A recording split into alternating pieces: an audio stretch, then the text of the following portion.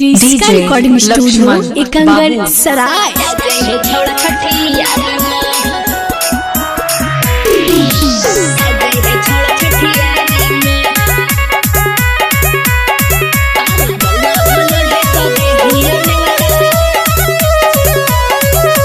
DJ Kundan Raj presented by Kriska films. आगे अब काहे करही फोनमा छोड़ी गेनी जब ससुरारी में, अब काहे करही फोनमा छोड़ी गेनी जब ससुरारी में।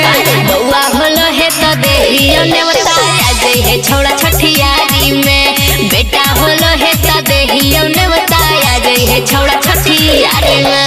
लभर समझ के देवी थी नेवता की देवी तही गोतियारी में, लभर समझ के देवी थी नेवता की देवी तही गोतियारी में। बउआ होलो है तो देहियो ने बताया जे है छोड़ा छठियारी में, बेटा होलो है तो देहियो ने बताया जे है छोड़ा छठियारी में। डीजे कुंदन राज चिरी, डीजे कुंदन राज चिरी। जे है छोड़ा छठियारी में। बउआ होलो है तो देहियो ने बताया जे है छोड़ा छठियारी में, बेटा होलो है तो देहियो ने बताया। डीजे लक्ष्मण आगे गेलो जनम बड़ी जल्दी गे मालवा, शादी के नहीं होला एको सालवा। कहीं हल प्यार छोड़ा ओरे ह फलवा, तोरे नियन मिल ह को सकलवा। गेलो जनम बड़ी जल्दी गे मालवा, शादी के नहीं होला एको सालवा। कहीं हल प्यार छोड़ा ओरे ह फलवा, तोरे नियन मिल ह को सकलवा। आगे कर गेलो तोरा फायदा के छौड़ी जे मजा लेनी बसवाड़ी में, कर गेलो तोरा फायदा के छौड़ी जे मजा लेनी बसवाड़ी में। बेटा होलो है त देहियो ने बताया जे ये छोड़ा छठियारी में, बउआ होलो है त देहियो ने बताया जे ये छोड़ा छठियारी में।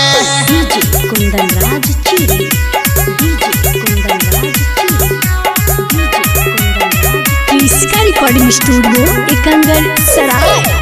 बउआ होलो है त देहियो ने बताया जे ये छोड़ा छठियारी में, बेटा होलो है त देहियो ने बताया जे ये छोड़ा छठियारी में। आगे कौची लइयो बेटा हम तू नमुनावा लइयो खेलौना की लइयो झुना झुना। अरे खाली हाथे यहाँ राजा रोशनवा, देख लेबो तोरा जुड़ा जइतो मनवा। अच्छा आगे कौची लइयो बेटा हम तू नमुनावा लइयो खेलौना की लइयो झुना झुना।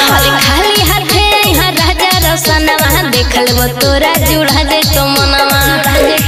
आगे लागा हो डर कुंदनवा के कौची कहतौ गाँव जवारी में, लागा हो डर कुंदनवा के कौची कहतौ गाँव जवारी में। अरे बेटा होलो है त देहियो ने बताया जे है छोड़ा छठियारी में, बउआ होलो है त देहियो ने बताया जे है छोड़ा छठियारी। डीजे लक्ष्मण एकंगर सराय।